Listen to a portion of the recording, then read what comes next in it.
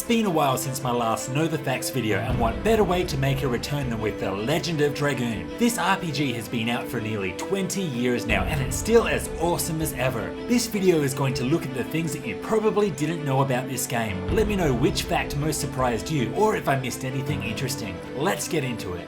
While The Legend of Dragoon definitely hasn't got the love from game developers that we all want it to, like a sequel, remake, or even a remaster, at least it has been referenced in other games. Dragon Ball Vanguard is an RPG released for smartphones. The awesome thing here is that one of the characters in the game is our favourite Levitz. His description says, Levitz is the captain of the North Theater's Royal Guard. Having both deadly lance techniques and wind magic, Levitz is a formidable dragoon.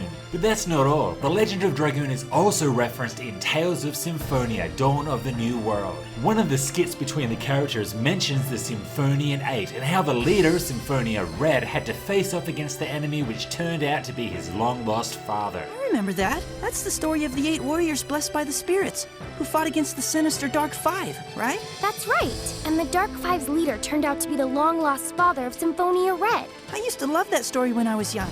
And remember that Smash Brosy game for the PS3, PlayStation All-Stars Battle Royale? I really didn't mind that game. It was no Smash Bros, but still a bit of fun. Anyway, Dart was originally going to be a DLC character along with Abe from Oddworld. There was even a 3D model for him. Unfortunately, his appearance was cancelled due to Battle Royale's poor sales. Even though this DLC never happened, it's still good to see that he was at least going to get some love. You've probably heard of the PocketStation pop up in conversation over the years. This was a Japanese exclusive handheld device that could be used to access some additional features in certain PS1 games. The Legend of Dragoon is one such title. The Japanese version of this game had an item called the Magic Shiny Bag, which could be obtained at Volcano Valude. By using this item, you'll unlock a minigame called Mugoru Debas. This minigame involves collecting a bunch of gold which could then be transferred to the actual game. However, if you obtain this item in the English version through hacking, its description reads, Debas forced him, seems useless, but kept as a memento. Aside from this PocketStation minigame, there were quite a few other changes made in localizations outside of Japan. Based on Japanese player feedback, the developers felt that certain parts of The Legend of Dragoon were too difficult. So they decided to rebalance the gameplay by reducing the HP of bosses and enemies and increasing the damage of magic and items. If there is ever a remaster of this game, I'm hoping for the original hard mode. This next change is absolutely insane. We've all seen Rose's Demon Gate attack and how she spews out black liquid from her, and then proceeds to unleash a, I quote, lethal attack for all, which seems highly appropriate given what's happening. Now that's probably bad enough, but in the Japanese version, the color of this liquid is not black, it's red. And I think it's time to move on now. Here's one you may not have noticed. If you look closely, you'll see that the warriors of Fernie use the same sprites as the competitors from the Hero competition and Drake the Bandit.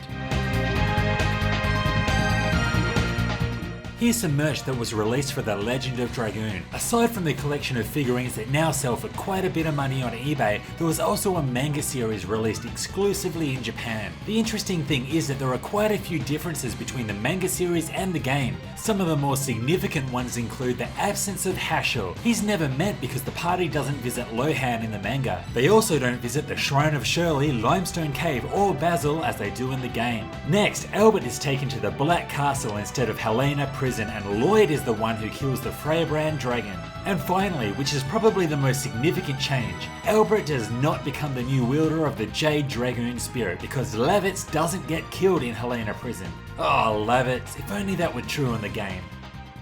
I have been praying for a Legend of Dragoon sequel for years. It's now quite clear that this probably isn't ever going to happen, but did you know that at one point it was going to be a reality? Game producer Yoshida stated the following in an interview. I still occasionally hear from fans of The Legend of Dragoon, and many want to know if there is a sequel. The Legend of Dragoon 2 was put into pre-production after I left the Japan studio, but was eventually cancelled for some unknown reason, and the team members moved on to different projects. Some people still work in the Japan studio, so we talk about the memories of developing The Legend of Dragoon when we see each other at company functions. The fact that it was actually going to happen at some point really adds salt to the wound. That, and I also really want to grab a beer with those guys and talk The Legend of Dragoon 2.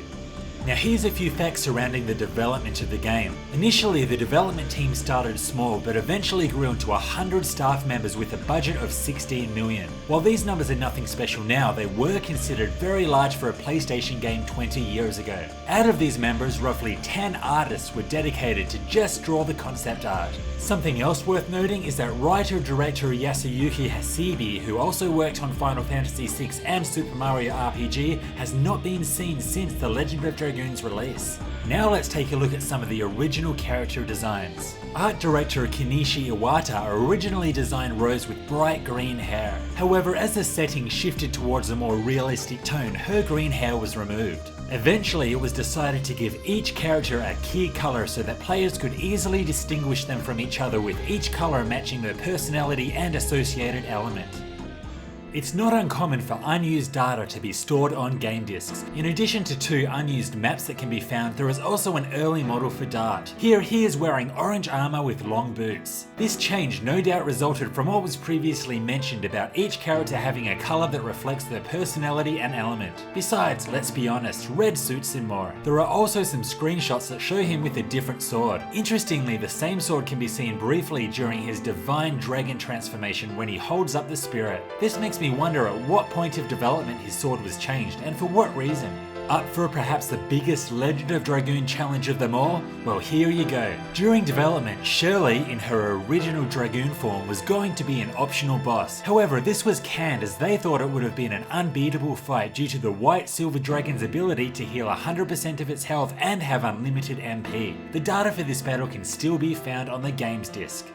While The Legend of Dragoon didn't have a New Game Plus mode, it is possible to start a new game with your previous stats by using a glitch. This involves saving the game on the moon prior to the final battle, then starting a new game and then saving at the first save point in Celis. Once this is done, in Celis, save over the file on the moon, but reset the machine when it says saving, do not turn off the power. If you time this correctly, upon loading the Celis save, you'll retain your previous items, levels, equipment and additions. But there has been reports of this disrupting the game's progress during Disc 2, so I suggest doing a bit of research prior to giving it a go.